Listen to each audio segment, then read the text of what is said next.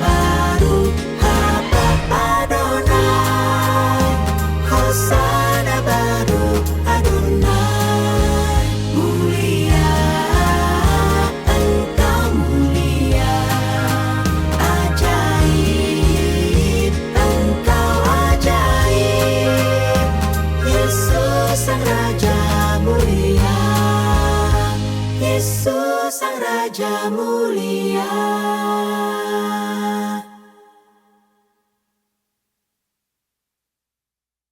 Shalom, selamat sore semuanya. Selamat sore Bu Anita, selamat sore Bu Asnat.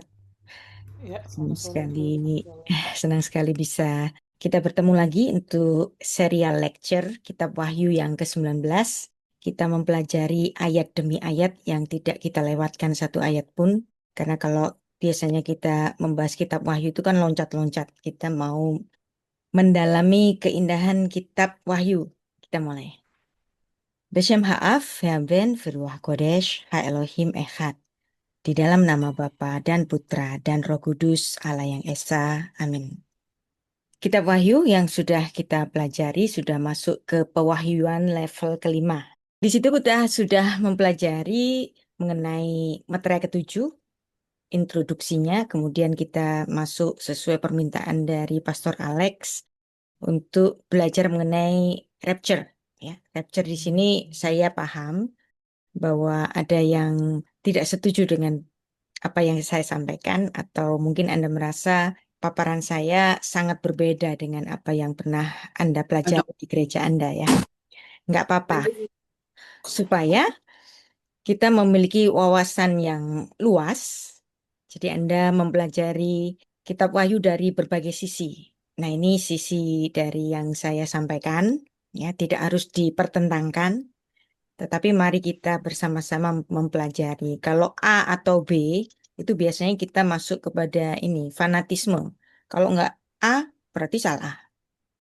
Jadi kalau kita belajar A dan B, itu kan lebih luas ya. Maksud saya begitu. Jadi kalau Anda merasa apa yang saya sampaikan berbeda atau bahkan bertentangan dengan apa yang sudah Anda pelajari sebelumnya, enggak masalah ya. Saya memberikan kebebasan bagi Anda untuk memilih penafsiran yang menurut Anda terbaik. Ya, silakan. Nah, sekarang kita masuk pada Kitab Wahyu serial yang ke-9, belajar mengenai materai ke-7 dan 7 sangkakala. Kita akan mempelajari sangkakala pertama, ada hujan es bercampur api bercampur darah, kemudian sangkakala kedua, sangkakala ketiga, sangkakala keempat, dan nanti kita akan membaca bersama tentang adanya burung nasar di Wahyu pasal 8 ayat 13. Dan nanti seterusnya masih panjang ya, karena Wahyu itu ada 22 pasal, kita masih di pasal yang ke-8. Nanti bulan depan kita akan masuk ke pasal 9. Jadi inilah bahasan kita mengenai materai ke-7 dan 7 sangkakala untuk bahasan Wahyu 8 ayat 7 sampai 19. Sebelumnya kita akan mundur sedikit. Konteks Wahyu 8 ayat 1 sampai Wahyu pasal 11 ayat 14 adalah pembukaan materai ke-7 dan 7 sangkakala yang membawa serangkaian penghakiman Tuhan atas dunia. 7 malaikat meniup sangkakala yang menyebabkan bencana alam, perang, kegelapan, belalang iblis, pasukan maut, dan munculnya 2 saksi Tuhan. Meski dihukum, manusia tetap menolak bertobat. Dan peristiwa ini menandai tahap akhir sebelum kerajaan Tuhan dinyatakan secara penuh. Oke, yang pertama kita baca Wahyu 8 ayat 1 sampai 6 sudah kita pelajari di serial yang ke-17. Saat materai ke-7 dibuka, terjadi keheningan di surga selama setengah jam. Kemudian ada 7 malaikat berdiri di hadapan Allah, masing-masing diberikan sangkakala. Apa itu sangkakala? Sangkakala itu trompet ya, trompet. Tapi kita sebaiknya tidak berpikir trompet dalam ayat musik modern, tapi trompet yang dikenal oleh Rasul Yohanes adalah trompetnya orang Yahudi yang berasal dari tanduk kambing domba. Bentuknya muter. Dan kemudian ada seorang malaikat mempersembahkan ukupan dan itu merupakan lambang dari doa Roh Kudus di Mezbah emas sebelum mengisi pedupaan dengan api dan melemparkannya ke bumi. Dan itu menyebabkan gemuruh kilat gempa bumi.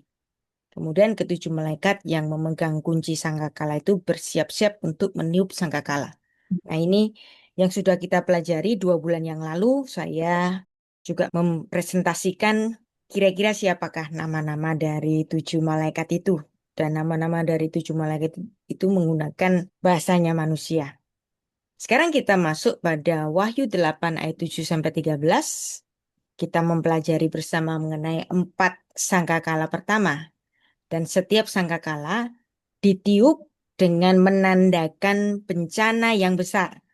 Sangkakala pertama, Wahyu 8 ayat 7, nanti akan ada bencana hujan es, api, dan darah menghancurkan sepertiga bumi, pohon dan rumput hijau. Kemudian sangkakala kedua, Wahyu 8 ayat 8 sampai 9, gunung besar terbakar, jatuh ke laut, mengubah sepertiga laut menjadi darah, membunuh sepertiga makhluk laut, dan menghancurkan seperti kapal. Dan kemudian sangkakala ketiga, Wahyu 8 ayat 10 sampai 11. Ada bintang besar bernama Absinthus jatuh ke sungai dan mata air menyebabkan sepertiga air menjadi pahit. Banyak orang mati karena air itu. Sangkakala keempat, Wahyu 8 ayat 12. Seperti matahari, bulan, dan bintang menjadi gelap, menyebabkan sepertiga siang dan malam menjadi gelap. Lalu seorang malaikat berseru, "Celaka, celaka, celaka bagi mereka yang tinggal di bumi, karena 3 sangkakala berikutnya lebih buruk lagi." Wahyu 8 ayat 13. Jadi mari kita mempelajari sangkakala yang pertama, yang menandakan hujan es dan api bercampur darah.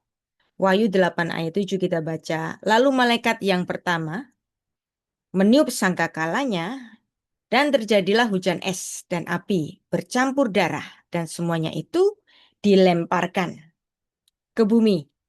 Maka terbakarlah sepertiga dari bumi dan sepertiga dari pohon-pohon, dan hanguslah seluruh rumput-rumputan hijau. Dalam bagian ini ada 4 sangkakala yang hukuman pertama itu telah dimulai, yang akibat-akibatnya tumbuh-tumbuhan di bumi binasa oleh api dan hujan es. Sepertiga laut dan sungai-sungai dicemarkan. Langit, matahari, bulan, bintang-bintang menjadi gelap selama sepertiga bagian dari siang dan malam. Hukuman-hukuman itu juga mempengaruhi manusia sebab banyak orang mati. Hukuman itu dibatasi pada sepertiga bagian dunia karena sebagian maksud hukuman itu adalah untuk memperingatkan manusia dan menyebabkan mereka bertobat.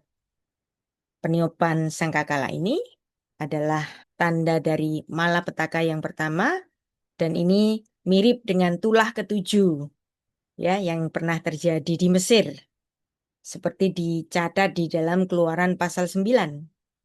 Dan pembagian seluruh bumi ini mirip dengan apa yang pernah dinubuatkan dalam kitab Yehezkiel pasal 5 dan Zakaria pasal 13. Mungkin hanya sepertiga dari bumi, pohon-pohonan terbakar sebagai tanda bahwa mereka yang tinggal di bumi masih berkesempatan untuk bertobat. Unsur pertobatan lebih nyata pada bagian ini sesuai dengan pemakaian sangkakala, seperti yang pernah diwahyukan kepada Yeskel dan ditulis dalam Yeskel pasal 33.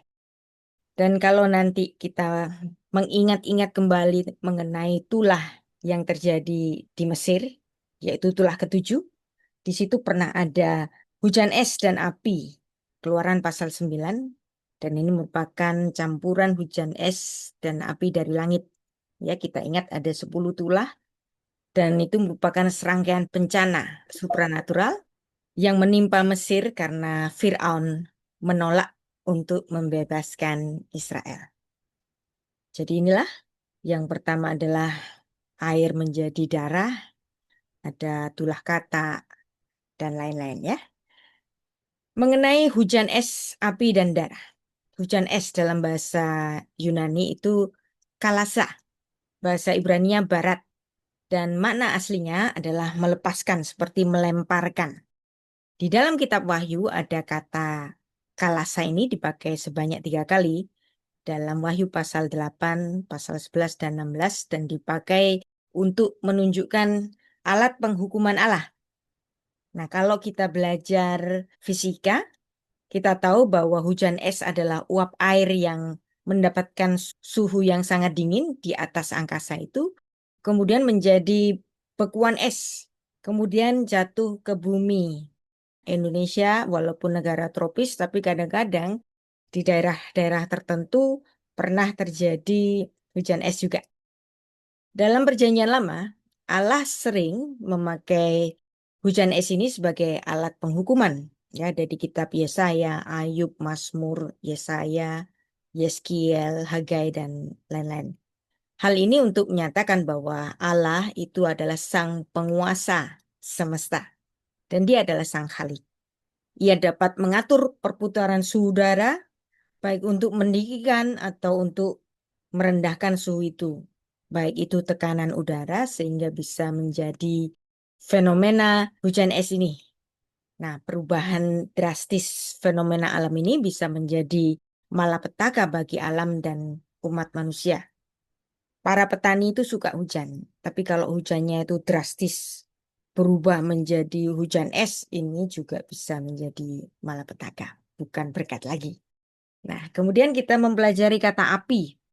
Kata api dalam bahasa Yunani itu pur, bahasa Ibraninya esh. Es, jadi es bahasa Indonesia es itu kan dingin, tapi kalau es dalam bahasa Ibrani itu api.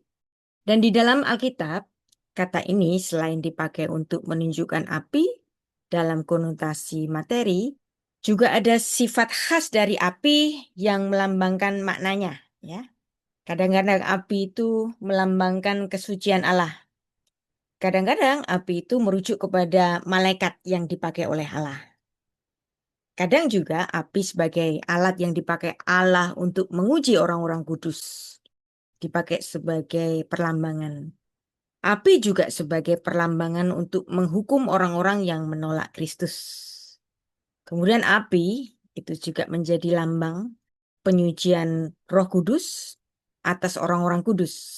Kemudian api juga merujuk kepada api neraka, api yang kekal untuk menghukum jiwa-jiwa yang tidak percaya akan anugerah keselamatan mengenai Kristus. Kemudian api merujuk kepada sikap permusuhan orang dunia ini kepada orang-orang Kristen. Api juga bisa merujuk kepada hal-hal untuk menghukum orang-orang Israel yang tidak setia dan kemudian menyembah ilah-ilah asing, dewa-dewi dari orang-orang Kanaan, dan kemudian api itu juga dapat dipakai sebagai membuat orang untuk bertobat. Nah, misalnya kalau orang itu berbuat jahat, seperti yang diajarkan oleh Rasul Paulus, kalau kamu berbuat baik kepada orang yang berbuat jahat padamu, kebaikanmu itu akan menjadi seperti bara api di kepalanya. Jadi hujan es, ada hujan api merupakan fenomena yang saling berlawanan, tapi keduanya dipakai oleh Allah sebagai alat penghukuman. Penyebutannya itu bercampur dengan darah, memik mena enhaimati, yang artinya penghukuman tadi, hujan es dan api tadi tercampur dengan darah. Para penafsir pada umumnya berpendapat bahwa tatkala es ini bercampur dengan darah, warnanya menjadi merah sehingga dikatakan bercampur darah.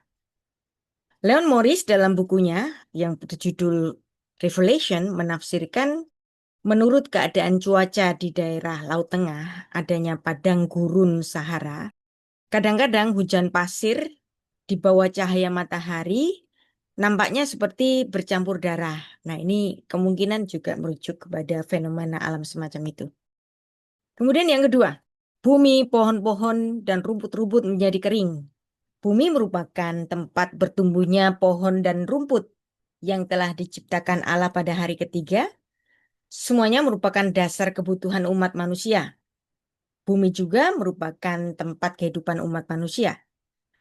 pohon serta buah-buahan, rumput dan sayur-sayuran, selain untuk memenuhi kebutuhan makanan manusia, juga untuk memproduksi oksigen yang dibutuhkan manusia. Memelihara hubungan kebutuhan antara keseimbangan oksigen dan karbon dioksida ini sungguh merupakan pengaturan Allah yang sangat cermat. Sayang sekali di tengah dunia yang banyak memilih untuk menyembah berhala, manusia tidak menyembah kepada Allah yang benar, melainkan menyembah kepada berhala-berhala, patung-patung. Mungkin kita hari ini nggak ada yang menyembah patung kan? Kalaupun ada kelompok-kelompok yang kita tuduh menyembah patung, mereka tahu mereka bukan menyembah patungnya, tetapi patung-patung itu sebagai perlambangan. Tetapi kita juga bisa jatuh kepada dosa pemberhalaan yang lain kan? Yang secara tidak langsung, apapun bisa menjadi berhala kita. Fashion bisa menjadi berhala, harta menjadi berhala, kedudukan di masyarakat, jabatan itu juga bisa menjadi berhala. Gara-gara Anda pengen naik jabatan, Anda menjual Kristus, menyangkali Kristus itu kan juga bisa. Nah, semuanya ini telah menggantikan posisi satu-satunya yang harus diberikan kepada Allah yang benar, yaitu apa? Kesetiaan. Maka Allah ingin membinasakan semuanya itu agar manusia sadar bahwa bumi, pohon, rumput-rumputan yang kadang mereka berhalakan itu bukan Allah, melainkan sebagai materi yang dapat musnah dan bersifat sementara dan tidak abadi. Hanya Sang Khalik, Allah Israel yang berhikmat dan kuasa itu memiliki kuasa untuk membinasakan. Nah, sekarang kita masuk pada bagian pernyataan bahwa sepertiga dari semuanya itu terbakar. Sepertiga dalam bahasa Yunani itu tritos. Dan bila dipakai sebagai kata benda, yaitu bagian yang ketiga. Jadi ini Anda mau artikan ini sebagai sepertiga atau bagian yang ketiga? Mungkinkah itu bermakna bagian yang ketiga? Bisa saja ya. Jadi tidak bermakna sepertiga tetapi bagian yang ketiga. Mungkin saya lebih setuju dengan bagian yang ketiga. Tidak bermakna harfiah sepertiga mengenai malapetaka ini. Dalam politik, dalam kebudayaan Greko-Romawi menunjukkan minoritas. Malapetaka sangkakala ketujuh memakai kata sepertiga, ya kalau ini diartikan dalam artian sepertiga, dalam artian minoritas dibanding yang 2/3. Untuk menunjukkan lingkup penghakiman, ini menyatakan tatkala Allah melaksanakan hukuman, pertama-tama atas sebagian daerah menjadi satu peringatan, agar mereka yang belum dapat penghukuman Allah bisa segera bertobat. Tetapi faktanya mereka tidak bertobat, sehingga Allah harus menghukum mereka. Nah, kemudian ada bahasan mengenai sangkakala kedua. Tadi sangkakala pertama, sekarang sangkakala kedua. Sangkakala pertama tadi hujan es dan hujan api yang bercampur darah. Sekarang sangkakala kedua, gunung besar yang menyala-nyala oleh api. Wahyu 8 ayat 8 sampai 9. Ini kelihatannya adalah meteor. Pernah kalau nggak salah itu 12 tahun yang lalu ya. Meteor pernah jatuh ke awan-awan dari Rusia, pernah ya. Nah, ini mungkinkah ini yang dimaksud itu? Bisa saja. Dan ini mengakibatkan musnahnya sepertiga dari makhluk hidup di dalam laut. Ternyata di dalam laut pun ada gunung berapi ya. Contohnya di Indonesia itu kan ada gunung berapi tapi di bawah laut, Gunung Krakatau. Yang pernah meletus dan yang sekarang itu yang masih aktif itu anak Krakatau. Nah, itu bisa saja sewaktu-waktu itu meledak, bergemuruh dan membuat mungkin sebagian dari Jawa Barat itu akan terdampak. Kita baca ayat 8. Lalu malaikat yang kedua meniup sangkakalanya dan ada sesuatu seperti gunung besar yang menyala-nyala oleh api dilemparkan ke dalam laut. Dan sepertiga dari laut menjadi darah. Dan matilah seperti dari segala laut yang bernyawa di dalam laut dan binasalah sepertiga dari semua kapal. Kapal-kapal yang lalu lalang itu ikut terdampak. Jadi kita mempelajari bahasan ini. Yang pertama ada sesuatu seperti gunung besar yang menyala-nyala oleh api. Wahyu 8 ayat 8 ada sesuatu seperti gunung besar menyala-nyala oleh api. Kalau seperti, mungkin bukan gunung itu sendiri mungkin ya. Namanya juga seperti, mirip. Nah, ini kan sesuatu yang dilihat dalam penglihatan dan Rasul Yohanes tidak dapat mendeskripsikan secara exactly, secara betul-betul, secara tepat, maka dia menggunakan kata seperti hos. Kai hos oros mega puri kayomenon. Dan seperti gunung besar yang terbakar api. Kalau seperti tentu saja ini adalah kalimat kiasan. Makanya kita harus berhati-hati dalam mempelajari kitab Wahyu karena ada banyak kata seperti. Kalau ada kata seperti pastilah itu kiasan. Kalau saya boleh menafsirkan, barangkali ini sebuah meteor yang besar yang menyala-nyala yang jatuh ke dalam laut dan membunuh sepertiga makhluk laut dan menghancurkan banyak kapal. Dan ini menunjukkan penghukuman Allah seperti gunung besar yang terbakar api. Mungkin juga ada gunung yang di dalam laut.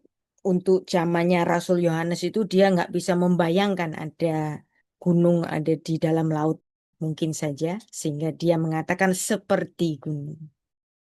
Maka hanya dalam volume besar, tetapi juga dengan sangat cepat, level pukulannya itu sangat berat, lingkup yang dicapainya pun sangat luas, dan keadaan itu seperti datang bertubi-tubi, sehingga tidak ada seorang pun yang sanggup terluput. Waduh, kena aja pokoknya. Dan dituliskan, itu akan menjadi terbakar api, puri kayomenon. Ditulis dalam bentuk present pasif participle. Jadi dia menjadi kata benda yang terdampak. Artinya terbakar terus-menerus sehingga menghancurkan apa saja.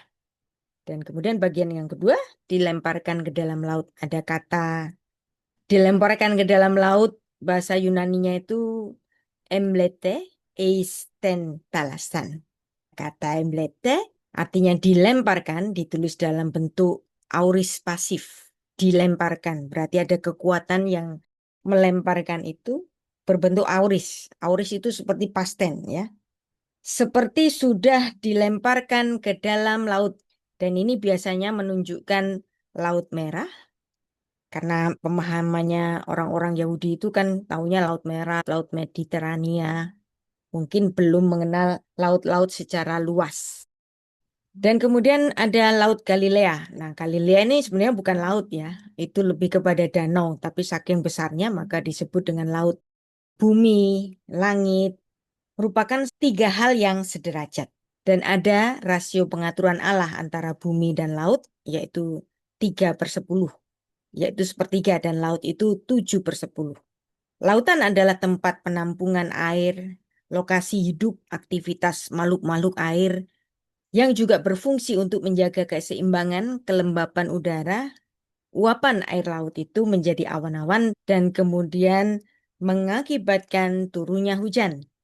Dan kemudian menjadi embun yang membasahi bumi dan itu memenuhi kebutuhan air bagi tumbuh-tumbuhan, binatang, dan juga manusia. Hasil laut menyediakan makanan dengan kaya gizi bagi manusia dan laut itu sebagai sarana pelayaran antar kota dan negara, pengangkutan barang-barang dagangan, makhluk hidup di dalam laut, daratan memiliki relasi yang erat. Namun sejumlah orang bodoh terlalu mendewakan laut.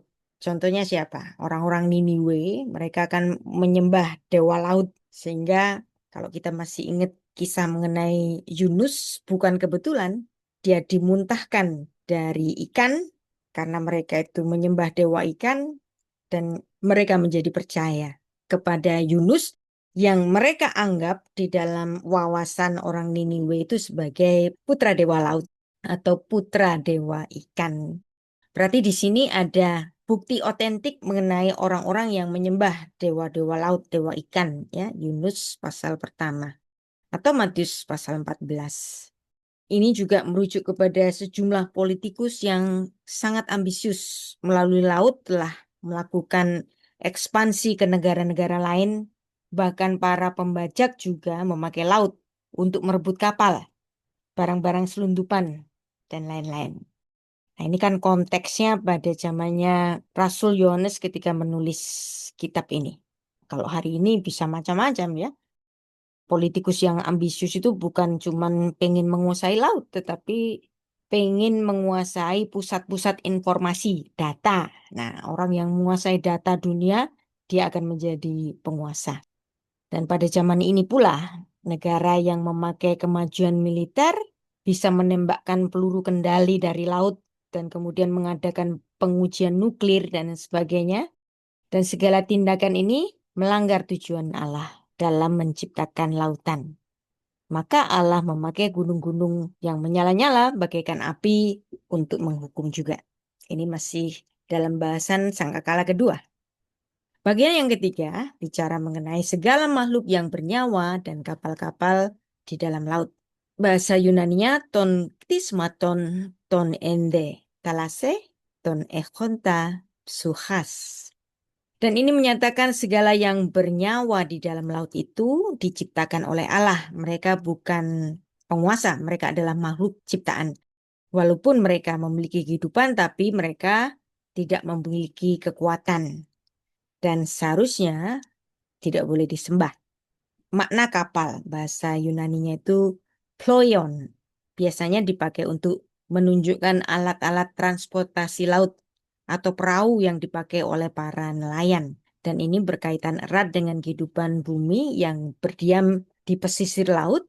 Kemudian karena ketamakan manusia yang ingin cepat menjadi kaya, mereka memakai kapal laut sebagai tempat perjudian, segala jenis hiburan, tempat untuk berbuat dosa. Maka Allah pencipta dan penopang segala sesuatu menjatuhkan hukuman seperti gunung-gunung besar yang menyala-nyala oleh api, kemudian mereka dilemparkan ke laut.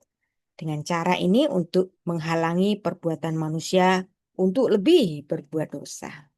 Kemudian perhatikan bahwa Rasul Yohanes hanya melihat visi-visi ini. Kalau ada sesuatu yang ada di luar pengetahuannya, tidak bisa dicerna oleh nalarnya kala itu, saat itu dia hanya dapat menuliskan seperti. Kalau Rasul Yohanes itu bicara mengenai hari ini, tahu mengenai bom atom yang dibuat oleh Robert Oppenheimer misalnya, daya ledaknya bagaimana, tentu saja dia akan mendeskripsikannya lebih dalam lagi. Tapi kita harus melihat bahwa tulisan dari Rasul Yohanes ini dalam konteks 2000 tahun yang lalu, yang teknologinya itu tidak secepat sekarang, tidak seheboh sekarang, tidak sekuat sekarang. Maka Rasul Yohanes hanya dapat menjelaskan yang dilemparkan ke laut itu seperti gunung besar yang menyala-nyala oleh api. Hanya sepertinya. Kalau saya boleh menafsirkan, ini seperti meteor yang jatuh. Dan akibatnya, sepertiga dari laut itu menjadi darah. Sama seperti itulah yang pertama dalam kitab Keluaran. Bayangin kalau di dalam laut itu ada banyak makhluk hidup dan semuanya itu mati seketika itu juga, maka bisa saja laut itu menjadi darah, seperti berwarna darah. Dan kemudian sangkakala yang ketiga, ada bintang besar yang menyebabkan sepertiga air menjadi pahit. Nah, ini apa sih maksudnya? Hukuman ketiga ini tetap mirip seperti itulah pertama dalam Keluaran pasal 7. Ketiga sangkakala yang pertama ini membawa hukuman dengan memakai api sesuai dengan pedupaan yang sudah diisi api dari mezbah yang kemudian dilemparkan. Wahyu 8 ayat 5 sudah kita pelajari ya. Kita baca ayat 10. Lalu malaikat yang ketiga meniup sangkakalanya dan dijatuhkan dari langit sebuah bintang besar menyala-nyala seperti obor dan ia menimpa seperti dari sungai-sungai dan mata-mata air. Dan perhatikan ada teks Yunani astermegas kaiomenos hos lampas. Bintang besar yang dinyalakan seperti lampu. Nah, ungkapan ini ya. Kemudian merujuk kepada bejana kecil yang berisi minyak sejenis pelita yang dipakai di dalam rumah. Tapi juga kata lampas ini lampu ya, dari kata lampas muncul kata lampu, merujuk pada obor api yang dipakai pada malam hari untuk menunjukkan jalan. Nah, ada kalanya lampas itu merujuk kepada pelita yang dipakai di bait Allah. Bahasa Inggrisnya itu lamp, ya lampas dari kata lampas, ketemu kata bahasa Inggris lamp, ketemu kata bahasa Indonesia lampu. Ada kata lain yang juga bermakna seperti lampu, yaitu lugnos, yang juga diterjemahkan sebagai pelita. Dan kemudian kata lampas ini yang diterjemahkan oleh LAI sebagai obor, mungkin karena bintang besar itu jatuh ke bumi dengan cahayanya seperti ekor yang panjang seperti komet ya, yang nampaknya seperti obor yang jatuh dengan kecepatan tinggi. Nama bintang itu ialah Absinthus, dan sepertiga dari semua air menjadi absinthus. Dan banyak orang mati karena air itu sebab sudah menjadi pahit. Nah, apa yang dimaksud dengan absinthus? Bahasa Ibraninya itu la'anah. Nama ini sebenarnya sebagai kiasan terhadap bencana yang mungkin akan datang di masa depan, bahwa akan ada kepahitan pada air, seperti ipuh. Ipuh itu kan getah yang rasanya pahit, yang meracuni banyak orang, yang menyebabkan kematian banyak orang. Nah, nama absinthus ini mengambil nama jenis-jenis tumbuhan liar yang beracun dan pahit.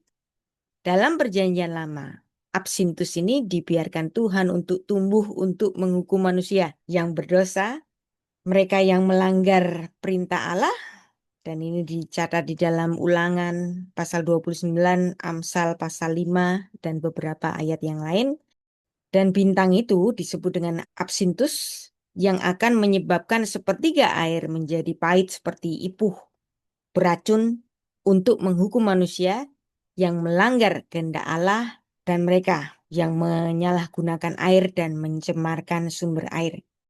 Pada zaman teknologi seperti hari ini, perindustrian kimiawi yang maju pesat dewasa ini, maka dibutuhkan air bersih yang sangat banyak. Air yang dipakai oleh perindustrian selain telah mencemarkan air, penguapan airnya pun telah menyebarkan udara ya. Ada banyak pabrik tekstil yang sering kita lihat di berita itu, selain mereka memakai air, mereka juga mengeluarkan limbah cairan yang kemudian dibuang ke sungai. Nah, ini tentu saja merusak lingkungan. Dan kemudian hujan pun menjadi tercemar sehingga merusak tumbuh-tumbuhan, merusak sumber-sumber air, danau, sungai di sekitar daerah perindustrian bisa tercemar, ikan-ikan tidak dapat hidup, air minum juga mengandung pencemaran kimiawi yang semakin banyak ya, dan itu menimbulkan penyakit, misalnya kanker dan lain-lain. Nah, jika ini terus-menerus dilakukan oleh manusia, maka malapetaka yang berkepanjangan akan menjadi bagian bagi kita. Banyak orang mati karena itu. Ya, kata banyak, bahasa Yunaninya itu pulos atau polus. Bahasa Ibraninya rabim. Dan ini ditulis dalam bentuk second aorist aktif indikatif. Seolah-olah sudah terjadi. Kalau seolah-olah sudah terjadi, auris itu kan seperti past tense. Tapi kadang-kadang Alkitab itu kalau nulis auris itu bukan berarti past tense ya. Karena ini merujuk kepada bentuk rampung bahasa Ibrani, dan ini untuk merujuk kepada sesuatu yang pasti akan terjadi di masa depan. Nah, makanya ditulis dalam bentuk auris. Jadi kalau Anda membaca, ada banyak Alkitab Perjanjian Baru menulis naskah dalam bahasa Yunani dalam bentuk auris yang banyak disalahartikan sebagai pasten, ya. Itu bukan merujuk kepada pasten. Karena yang nulis itu orang Yahudi. Orang Yahudi itu cuma mengenal dua macam kalimat, sudah rampung maupun belum rampung. Nah, kata dalam bentuk rampung itu biasanya diterjemahkan dalam bahasa Yunani itu dalam bentuk auris. Tapi bagi orang Yahudi bentuk auris itu dalam pemikirannya orang Yahudi loh ya, dalam bentuk perfect tense itu, sudah rampung itu juga merujuk kepada sesuatu yang pasti akan terjadi di masa depan. Jadi Kalau ketemu kata auris, walaupun itu bisa dimaknakan past tense, tapi itu di dalam pemikirannya orang Yahudi itu bukan dalam maksud past tense ya. Ada perdebatan di situ dan saya tidak ingin masuk di dalamnya. Gara-gara orang merasa sangat mengerti bahasa Yunani, kemudian membaca doa Bapa kami itu dalam bentuk auris semua, maka kata-katanya itu harus dimaknakan dalam bentuk past tense. Ya nggak begitu ya. Kita harus mengerti bahwa yang menulis kitab Perjanjian Baru itu adalah orang-orang Yahudi. Demikian juga Rasul Yohanes ketika dia menulis dalam bentuk auris itu bukan berarti past tense ya. Tetapi merujuk kepada sesuatu yang pasti akan terjadi tapi nggak tahu kapan. Sekarang kita masuk pada sangkakala yang keempat. Hukumannya itu memukul sepertiga bagian dari matahari, bulan, dan bintang-bintang dan terjadilah kegelapan. Wahyu 8 ayat 12. Dan hukuman ini mirip dengan tulah yang kesembilan dalam Keluaran pasal 10 ayat 21. Tetapi dalam ayat ini hanya sepertiga dari siang hari menjadi gelap. Mungkin kita akan berpikir bahwa terangnya harus turun sepertiga. Seperti dalam musim-musim tertentu kalau kita di Eropa itu kan kadang-kadang siangnya lebih panjang gitu kan. Nah itu nggak sama dengan yang di Indonesia ini yang kita pasti itu ada 12 jam siang, 12 jam malam. Ya. Termasuk di Israel walaupun juga ada pergantian waktu. Tapi tidak se ekstrim kalau di Eropa ya. Mungkin kita berpikir bahwa terangnya harus turun sepertiga, tetapi menurut ayat ini, sepertiga dari waktu siang hari menjadi gelap. Nampaknya apa yang kita anggap aneh ini tidak menjadi masalah bagi Rasul Yohanes, yang memang menyaksikan hukuman yang dahsyat itu dengan mata kepalanya sendiri. Dengan inspirasi dari Roh Kudus dan kegelapan ini melambangkan dosa ya. Jadi kegelapan itu tidak harus dimaknakan sebagai gelap secara harfiah, tapi gelap ini juga bisa dalam artian merujuk kepada dosa, lambang dari dosa. Ayat 12. Lalu malaikat yang keempat meniup sangkakalanya dan terpukullah sepertiga dari matahari dan sepertiga dari bulan dan sepertiga dari bintang-bintang sehingga sepertiga daripadanya menjadi gelap dan sepertiga dari siang hari tidak terang dan demikian juga malam hari. Kata terpukullah bahasa Yunaninya itu eplegi, ditulis dalam bentuk auris juga, ya bentuk lampau. Artinya sudah terpukul dengan sangat hebat. Ayat ini tidak menyatakan dengan api mereka terpukul, hanya dikatakan bahwa tatkala malaikat meniup sangkakala mereka terpukul. Dan ini seharusnya merujuk kepada firman Allah yang berkuasa besar. Sama seperti ketika Musa itu ada di Mesir, menurut perintah Allah dengan mengulurkan tongkatnya ke arah langit, kemudian kegelapan meliputi Mesir selama 3 hari. Hanya kediaman orang Israel yang mendapatkan terang. Keluaran pasal 10 ayat 21-23. Dan di sini matahari, bulan, bintang mempunyai relasi yang sangat dekat dengan kehidupan manusia di bumi ini. Inilah sistem pengaturan yang cermat dari Allah sehingga manusia sanggup untuk hidup di atas bumi ini. Walaupun besar matahari, bulan, dan bintang-bintang memberi andil yang besar bagi kehidupan manusia, namun semuanya tetap ciptaan Allah dan bukan Allah. Banyak pada zaman dahulu itu orang masih menyembah langit, menyembah matahari. Tapi hari ini orang sudah nggak banyak yang begitu secara harfiah menyembah matahari. Mungkin masih ada ya. Tetapi orang-orang yang katanya dulu menyembah matahari mungkin hari ini lebih memilih untuk menjadi ateis kan. Dan Allah memukul ketiga benda langit ini dan menyatakan Allah lebih berkuasa dan lebih agung dari matahari, bulan, dan bintang-bintang. Mereka tidak memiliki daya perlindungan diri, juga tidak sanggup untuk melepaskan diri dari penguasaan Allah, maka manusia harus segera sadar akan hal ini dan jangan mengedepankan tahyul bahwa matahari, bulan, dan bintang itu sanggup memberi petunjuk bagi jalan manusia. Nah, ada sepertiga yang terpukul dan ini bukan berarti Allah tidak sanggup memukul seluruhnya. Melainkan pada saat penghukuman Allah tiba, Allah masih menyisakan anugerah agar manusia hormat dan takut kepadanya. Maka hanya sepertiga yang terpukul, dan ini juga untuk menandakan penguasaan diri Allah untuk memakai powernya dalam menghukum manusia yang tidak seluruhnya dipukul, tetapi hanya sepertiganya saja. Sehingga apapun yang dilakukan oleh Allah itu selalu tepat. Tidak pernah terjadi dalam kondisi yang keterlaluan. Terang dan gelap merupakan urutan yang Allah tetapkan dalam penciptaan bagi kelangsungan kehidupan manusia. Itu diucapkannya berkali-kali pada Kejadian pasal 1. Dengan terang pada siang hari manusia dapat bekerja, dan malam hari di tengah kegelapan manusia dapat beristirahat dari semua pekerjaan. Pertukaran antara terang dan gelap ini agar manusia menempuh kehidupan yang teratur di bumi. Namun manusia sejak tahu memakai alat penerang, ya seperti hari ini, hingga menciptakan lampu dengan aliran listrik, ya. Jadi malam hari itu nggak masalah karena manusia sudah menemukan bola lampu. Urutan pekerjaan dan istirahat manusia telah dikacaukan. Akibatnya pemikiran dan kehidupan manusia pun menjadi sangat kacau. Terang di dalam Alkitab sering memiliki makna rohani. Misalnya Allah itu terang. Yesus adalah terang kehidupan. Atau Yesus adalah terang dunia.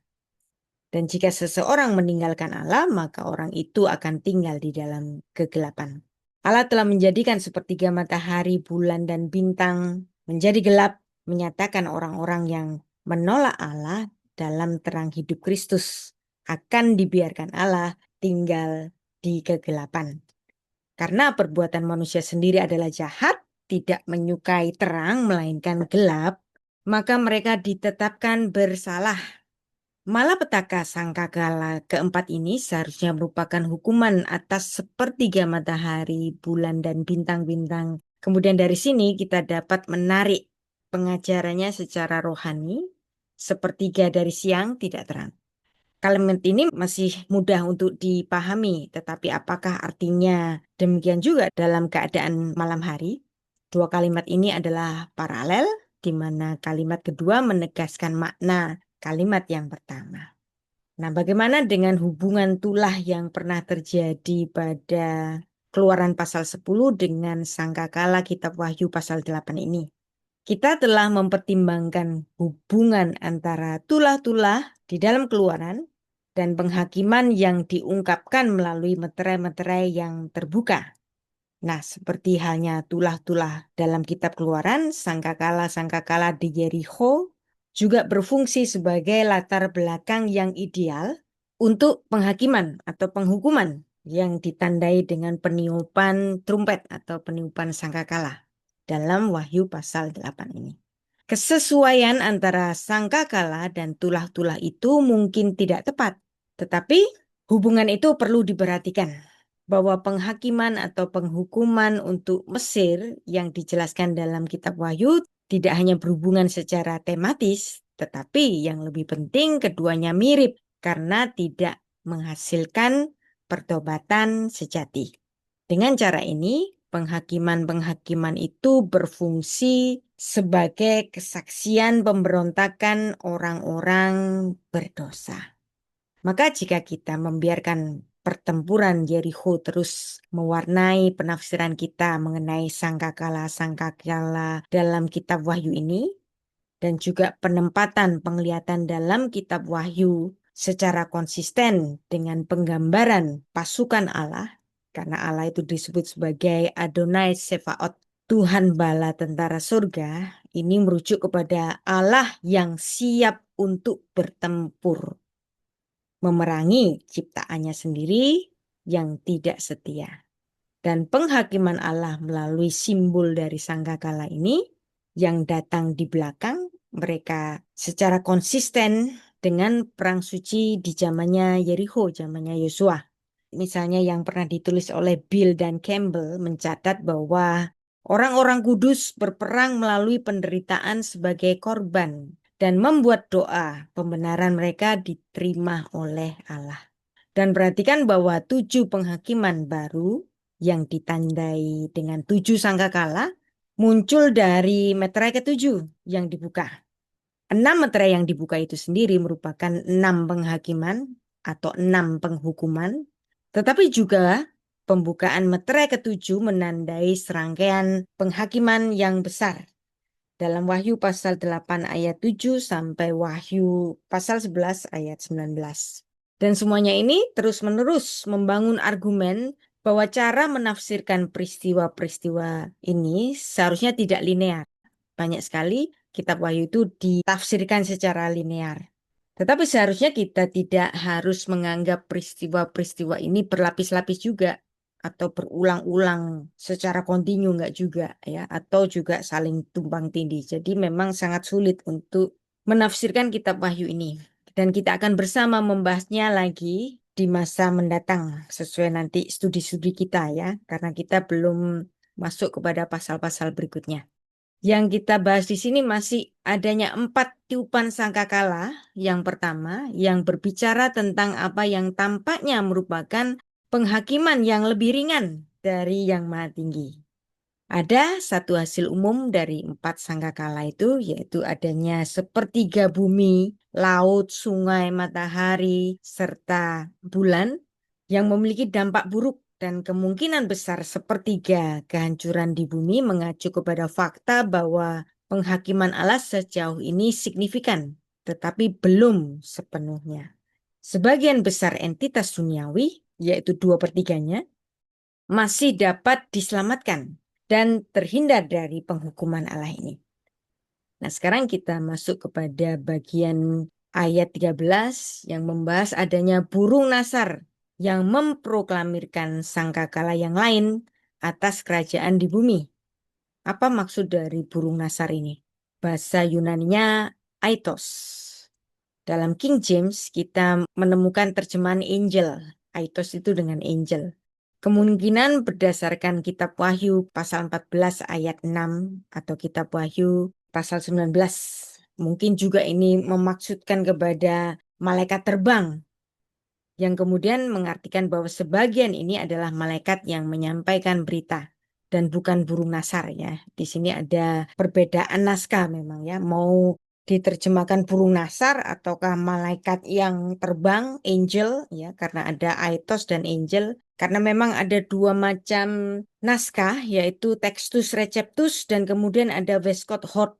Kemudian dikembangkan oleh Nestle K. Allen. Yang hari ini itu naskahnya itu sudah diteliti hingga NA28. Nah, ini memang ada perdebatan mengenai mana yang betul aitos atau angel ya, angelos. Wahyu 8 ayat 13 dalam bahasa Indonesia karena LAI bahasa Indonesia itu berdasarkan naskah United Bible Society. LAI itu tergabung pada United Bible Society, maka di sini mendapatkan naskah dari UBS ya yang menuliskan burung nasar. Kita baca. Lalu aku melihat, aku mendengar seekor burung nasar terbang di tengah langit dan berkata dengan suara nyaring, celaka, celaka, celakalah mereka yang diam di atas bumi oleh karena bunyi sangkakala ketiga, malaikat yang lain dan masih akan meniup sangkakalanya. Untuk bahasan ini saya tidak masuk kepada perdebatan perbedaan naskah ya, karena kita tidak masuk dalam pelajaran biblika, itu lebih rumit lagi ya. Kita hanya bagaimana menafsirkan pasal 8 ini. Di sini NIV itu mirip dengan LAI, maka dia juga menerjemahkannya dengan eagle. Tapi kalau Anda nanti baca dalam King James itu diterjemahkannya dengan angelos atau angel. Tapi di sini naskah UBS atau naskah Westcott Hort itu menuliskan itu atau aitos. King James itu menerjemahkannya dengan angel karena Textus Receptus menulis angelo. Sedangkan di sini Westcott and Hort itu aitu. Ya, nggak usah tenggelam di sini. Itu karena mata kuliah yang sangat berbeda lagi ya. Tapi di sini karena kita pembaca bahasa Indonesia, kita artikan sebagai elang ya, atau Raja Wali, atau burung nasar. Karena memang saya pribadi khusus untuk ayat ini lebih cenderung melihat apa yang dituliskan oleh Westcott and Hort. dengan pertimbangan bahwa burung nasar itu pernah dipakai dalam kitab Nabi Yehezkiel sebagai lambang untuk dua negara yang kuat. Yang pertama adalah Mesir, yang kedua adalah Babel. Dan Allah akan memakai mereka untuk menghukum kerajaan Israel yang sudah rusak. Dan kalau Anda ingat, Emporium Romawi pun juga memiliki lambang burung nasar atau elang atau Raja Wali. Nah, sayap burung nasar dipakai dalam kitab Ayub untuk melambangkan kekuatan yang besar, yang terus terbang ke arah selatan, terbang ke tempat tinggi untuk membuat sarang. Mata burung nasar sanggup melihat jauh, di mana ada orang yang mati terbunuh. Ke sana pula ia pergi. Ini melambangkan fungsi penghakiman dan penyucian. Dan Tuhan Yesus pernah mengutip hal itu dan menyatakan keadaan pada saat kedatangannya yang kedua, parousia. Makhluk keempat yang disebutkan di dalam kitab Wahyu adalah burung nasar atau eagle atau Raja Wali dalam Wahyu pasal 4. Ketika naga memburu perempuan yang melahirkan putranya, kepada perempuan itu diberikan kedua sayap dari burung nasar yang besar, sehingga ia dapat terbang ke padang gurun untuk menghindari naga itu. Jadi jelas burung nasar dalam kitab Wahyu memainkan peranan yang penting untuk melaksanakan amanat Allah. Untuk menyatakan Allah sebagai sang khalik alam semesta, dan sifat burung nasar ini instingnya adalah pandangan mata, suara, kekuatan, dan kecepatan terbang yang diberikan Allah. Dan ini harus dipakai seturut kehendak Allah. Tatkala Allah menciptakan manusia, dikaruniakan pula kemampuan, namun telah disalahgunakan oleh manusia. Bukankah seharusnya mereka boleh belajar sesuatu dari burung nasar ini? Dan teriakan, celaka, celaka, celaka sebanyak 3 kali. Saya sering memberikan pemahaman ini adalah sebuah majas. Majas aliterasi atau majas hasakah. The emphatic of Semitic triplets. Orang Ibrani itu kalau bilang sekali itu biasa, bilang 2 kali konfirmasi. Kalau bilang 3 kali itu extremely. Kalau ada teriakan celaka 3 kali, berarti ini extremely celaka. Bahwa memang hukuman yang akan datang itu akan jauh lebih besar, extremely. Yang lebih menghancurkan daripada sebelumnya. Nah, hukuman kelima dan keenam nanti melibatkan kekuatan-kekuatan yang sangat mengerikan. Itu ditulis dalam Wahyu pasal 9.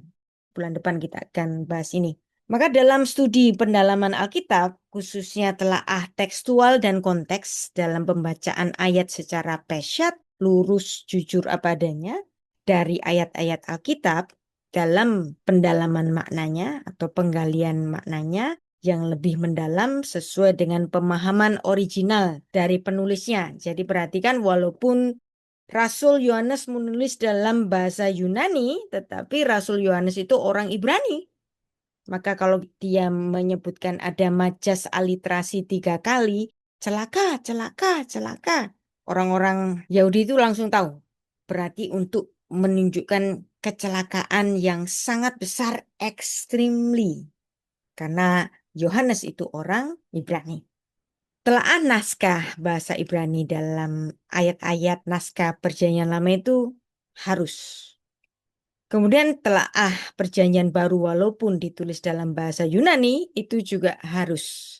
Maka kadang-kadang karena saya tahu bahwa yang menulis Perjanjian Baru ini adalah orang-orang Ibrani, kadang-kadang saya membacakan terjemahan bahasa Ibraninya untuk Perjanjian Baru walaupun saya tahu Perjanjian Baru itu ditulis dalam naskah bahasa Yunani. Tetapi bukan sastra Helenistik. Perjanjian Baru itu bukan sastra Helenistik, tapi sastra Judeo-Greek. Jadi orang Ibrani menulis sebuah literatur dalam bahasa Yunani, tetapi pikirannya, budayanya, wawasannya itu masih tetap Ibrani. Makanya Perjanjian Baru itu bukan sastra Helenistik, tetapi sastra Judeo-Greek. Dan maka kalau ada ungkapan celaka, celaka, celaka, nah itu pasti majas tautologia atau hasakah. Ada juga ungkapan-ungkapan naratif Ibrani yang sering menggunakan prefiks va, ya, vayomer. Itu vehicle sebenarnya atau vekatal. Dan itu biasanya diterjemahkan secara harfiah maka ada banyak tulisan kai dalam bahasa Yunani. Maka pastilah perjanjian baru ini adalah sastra Judeo-Greek. Demikian juga misalnya Yesaya 6 ayat 3 itu pernah menulis Kadosh, Kadosh, Kadosh, Adonai Sevaot. Nah, nanti Anda akan ketemu dalam Wahyu pasal 4 ayat 8 itu merujuk kepada Kudus, Kudus, Kuduslah Tuhan. Dan burung Nasar itu mengumumkan bahwa masih ada penghukuman yang akan datang. Ia 3 kali menyebutkan celaka atau malapetaka untuk menyatakan kesungguhan, keseriusan, dan sifat ekstrim dari malapetaka itu. Dan objek malapetaka itu adalah umat yang berdiam di bumi. Hal ini juga menyatakan orang-orang yang mencintai kekayaan dunia, menjadikan harta sebagai segala-galanya, dan yang menyembah berhala. Ketika hukuman itu tiba. Nah, sekarang kita sudah masuk dalam babak akhir dari lecture ini.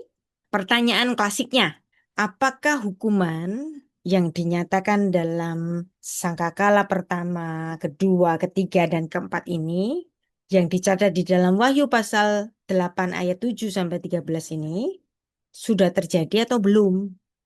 Ataukah sudah terjadi dan kelak akan terjadi lagi? Nah, makanya inilah sulitnya untuk menafsirkan kitab Wahyu. Makanya jangan membaca kitab Wahyu dari satu gaya penafsiran saja. Maka saya akan memberikan macam-macam gaya penafsiran. Mungkin yang selama ini sudah Anda pelajari itu adalah gaya penafsiran dari yang diserap dari Amerika itu.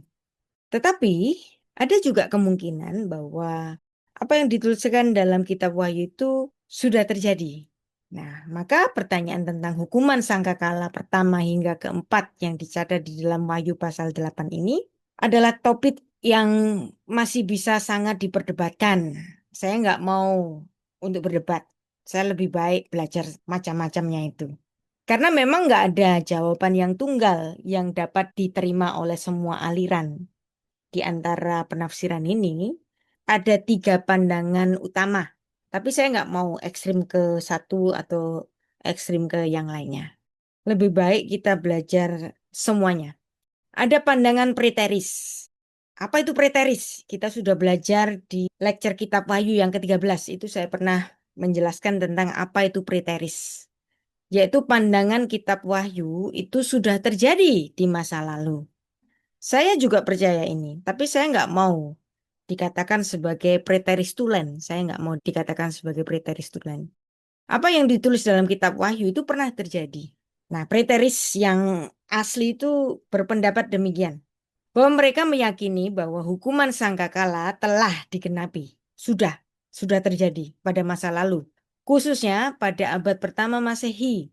Saat kehancuran Yerusalem. Itu betul-betul. Ya, karena memang kehancuran Yerusalem pada tahun 70 Masehi itu memang sangat dahsyat. Anda nggak akan bisa membayangkan kedahsyatan perang saat itu sehingga seorang ibu karena masuk ke dalam masa kelaparan, seorang ibu tega memakan bayinya sendiri dan itu terjadi di Yerusalem. Dan itu persis seperti yang digambarkan kengerian yang ada di kitab Wahyu ini. Makanya ada kaum preteris yang menganggap bahwa kitab Wahyu itu sudah terjadi di masa lampau. Dan kaum preteris ini melihat simbol-simbol dalam Wahyu, misalnya gunung berapi yang dilemparkan ke laut atau bintang yang jatuh sebagai metafora untuk bencana alam, letusan gunung, atau juga invasi militer Romawi yang menghancurkan Yerusalem. Romawi itu kan memiliki lambang-lambang juga dalam panji-panji mereka itu kan ada burung elang atau burung nasar.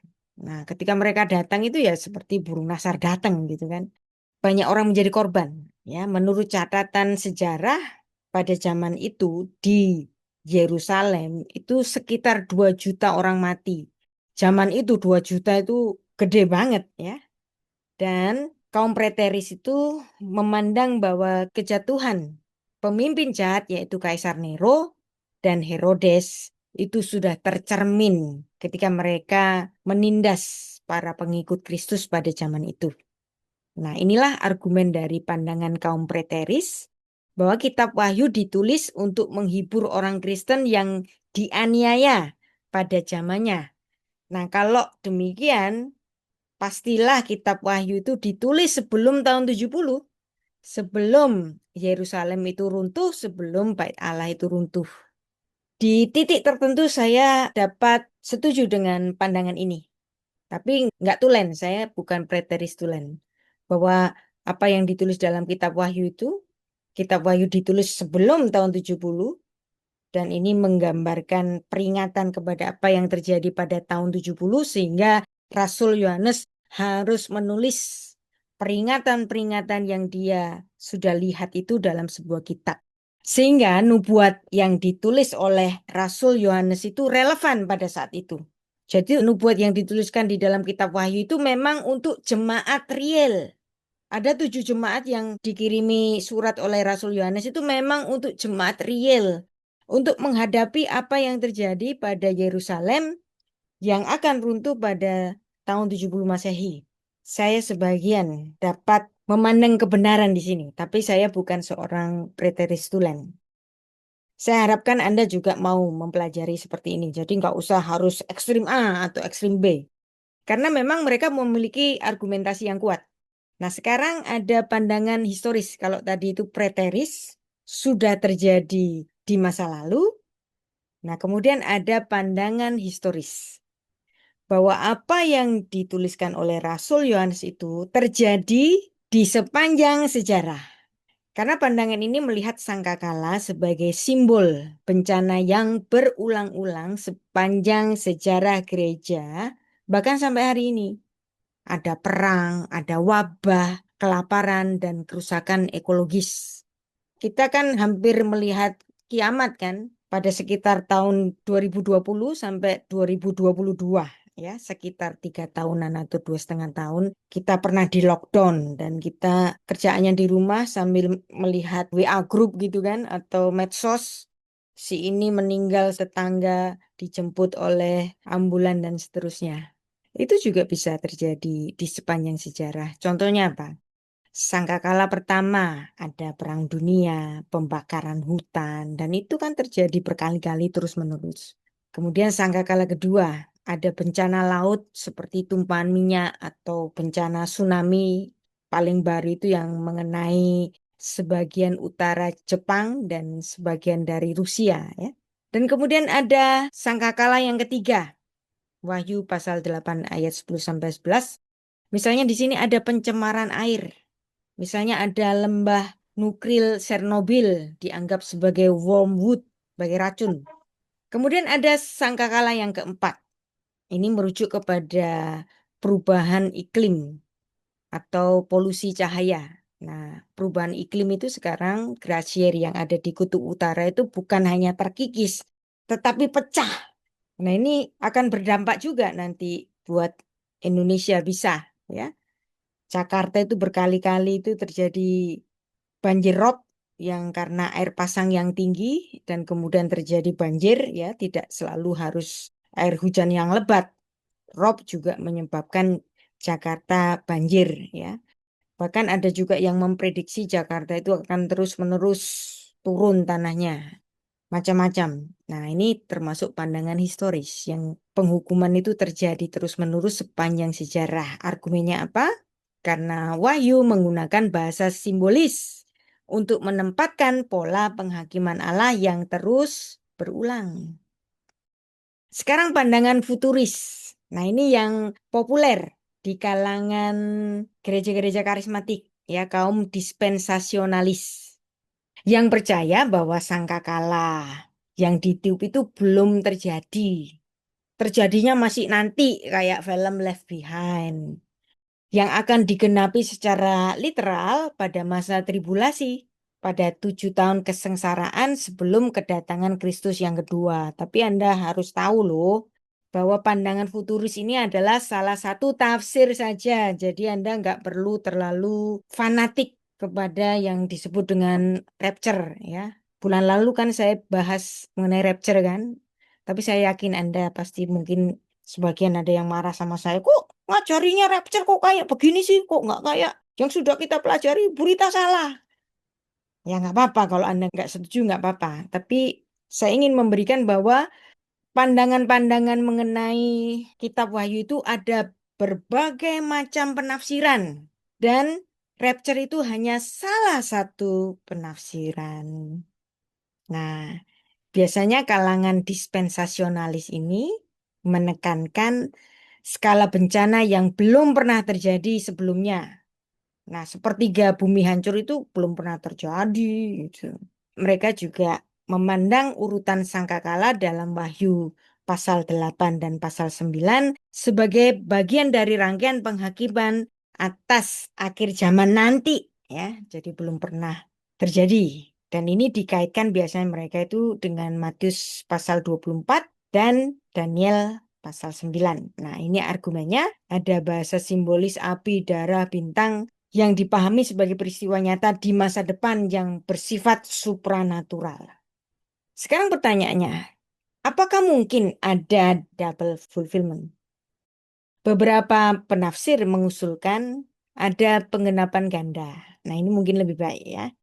Saya memberikan kebebasan pada Anda untuk mau yang A atau B atau C, kan tadi ada 3 macam pandangan kan. Tapi misalnya Anda memadukan pandangan ini dan itu lebih baik ya, supaya kita nggak fanatik pada penafsiran tertentu. Karena biasanya kalau orang fanatik dengan rapture itu biasanya ketakutan, nanti ketinggalan, nggak diangkat gitu kan. Nah itu biasanya menimbulkan penyakit kejiwaan anxiety, ketakutan, nggak diangkat oleh Tuhan, nggak usah takut ya. Karena kita nggak tahu kapan rapture itu terjadi kan, kalau menurut pemahamannya orang karismatik atau kaum dispensasionalis ini, ya kan? Nah, kan nggak tahu. Tapi yang pasti terjadi pada kita itu kan kematian kita. Nah, maka lebih baik kematian kita itu kita anggap sebagai rapture. Maka saya waktu itu kan mengatakan bahwa Pastor Alex itu sudah mendapatkan rapture-nya sendiri. Ya, tapi kalau Anda nggak setuju juga nggak apa-apa. Tapi saya yakin Pastor Alex sudah memandang kita bersama Bapa di surga dengan tersenyum hari ini ya.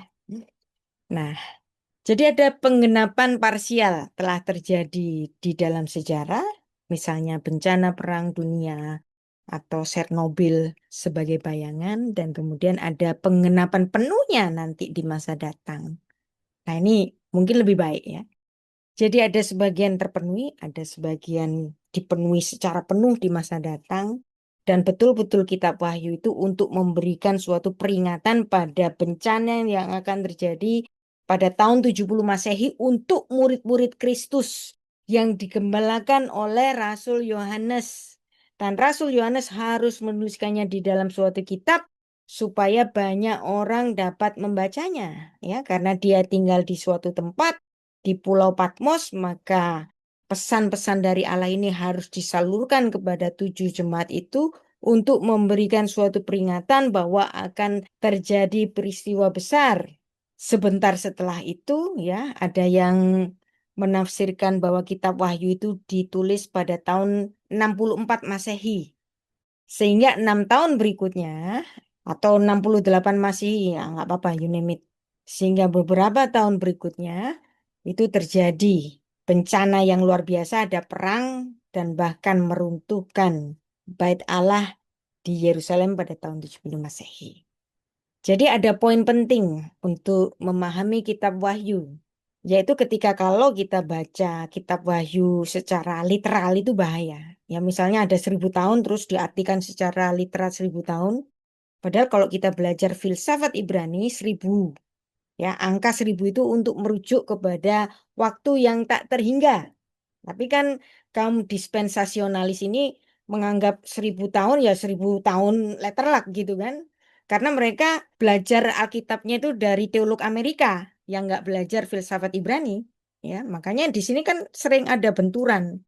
Tapi di antara kita yang hanya belajar dari teologi Amerika ini kan taunya cuma itu. Setelah dikasih tahu penafsiran yang lain terus marah-marah, bilang salah itu, sesat itu. Nah, jangan kita terjebak sesat menyesatkan, tidak perlu ya. Lebih baik belajar dari berbagai sisi, nanti Anda bisa telaah sendiri.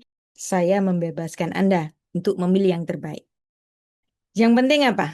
Sepertiga ini mungkin bukan ukuran matematis, melainkan suatu simbol penghakiman yang parsial yang masih menyisakan ruang untuk pertobatan bagi manusia yang ada di bumi ini.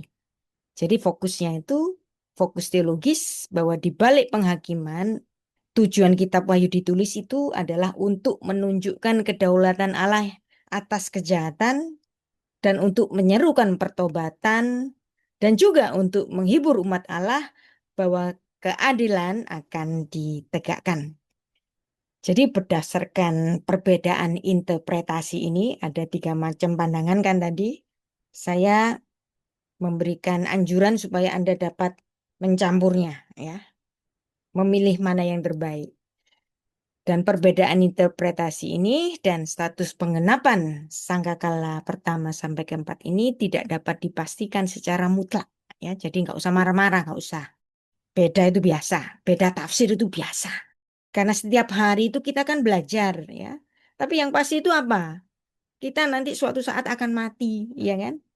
Entah sebelum atau pas Yesus datang itu kita nggak tahu kan. Nah, maka lebih baik mempersiapkan kematian kita.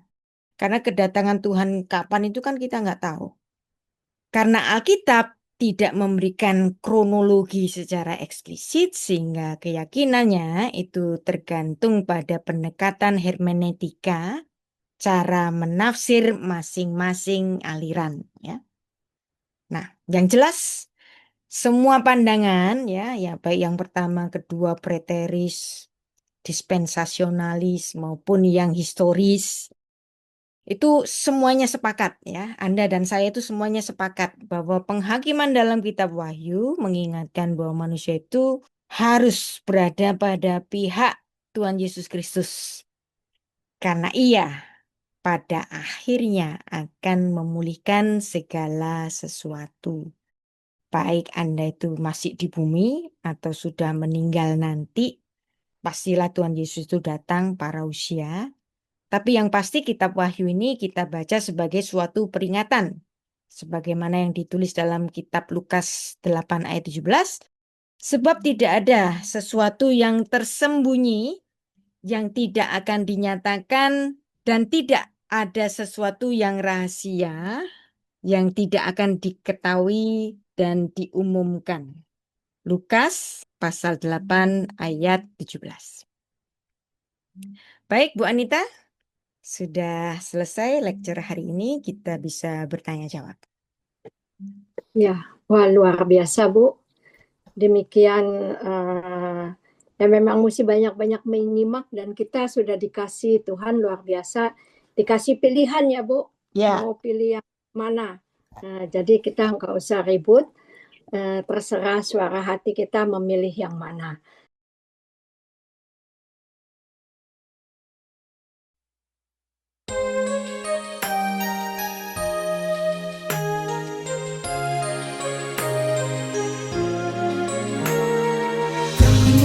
Sorak-sorai menyambut Dialah Sang Raja. Banyaklah orang yang mengikutnya, berseru Hosana